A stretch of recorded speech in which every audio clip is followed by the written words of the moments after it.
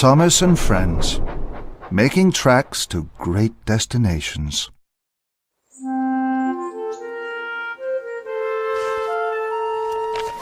Dear Christopher, here is your friend Thomas the Tank Engine. He wanted to come out of his station yard and see the world. These stories tell you how he did it. I hope you will like them because you helped me to make them. Your loving Daddy.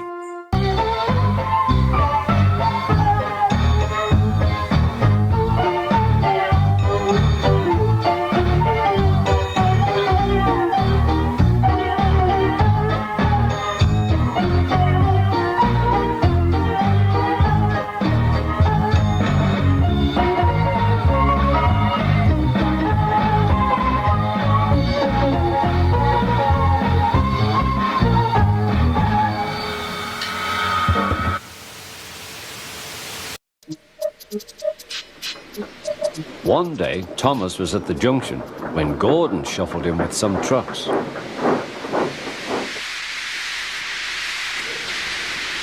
"Phew!" remarked Thomas. "What a funny smell." "Can you smell a smell?" "I can't smell a smell," said Annie. "A funny, musty sort of smell," said Thomas. "No one noticed it till you did," grunted Gordon. "It must be yours." Not long ago, he had fallen into a dirty ditch. Thomas enjoyed teasing him about it. "Annie, Clarabelle, do you know what I think it is? It's ditch water."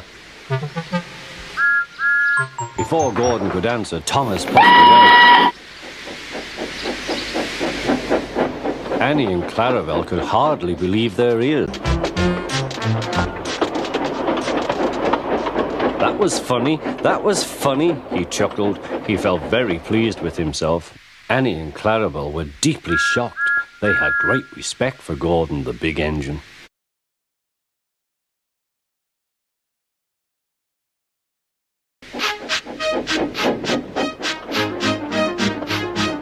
Thomas left the coaches at the station and went off to a mine for some trucks. Long ago, miners digging for lead had made tunnels underneath the ground. Those strong enough to hold up trucks could never bear the weight of an engine. Silly old boat, he thought. He had often tried to pass it, but had never succeeded. But this morning he had a plan. He had to push the empty trucks into one siding and pull out full ones from another. His driver stopped him, and the fireman went to go turn the points. "Come on," waved the fireman, and they started. The driver leaned out of the cab to see where they were going. "Now," said Thomas to himself. "Hurrah!" laughed Thomas, and he followed the trucks into the siding. "Stupid old boat," said Thomas. "There's no danger. There's no danger. Look out!" shouted the driver. Thomas squealed crossly as his brakes were applied. "It's quite safe," he hissed. "Come back," yelled his driver. But before they could, there was a rumbling and the rails quivered. The fireman jumped clear, the ballast had slipped away, and the rails began to sag and break.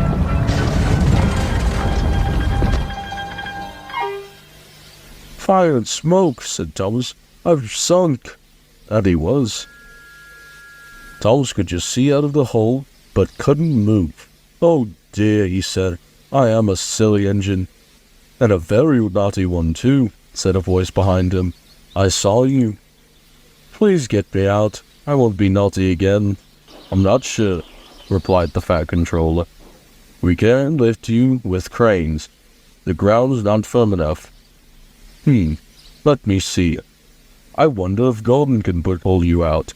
"Yes, sir," said Thomas nervously. He didn't want to meet Gordon just yet. "Down a mine, is he? Ha ha ha," laughed Gordon. "What a joke."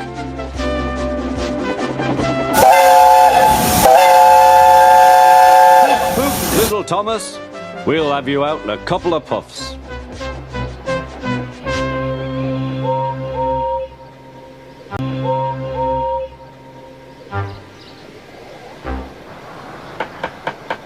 Strong cables were fastened between the two engines. "Are you ready? Heave!"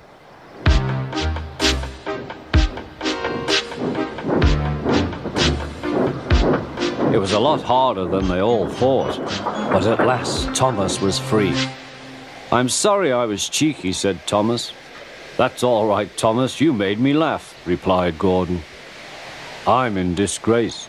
"So am I," said Thomas. "Why, so you are, Thomas. Shall we form an alliance? You help me, and I'll help you." "Right you are," agreed Thomas. "Good, that's settled," rumbled Gordon. And buffer to buffer the Allies puffed home.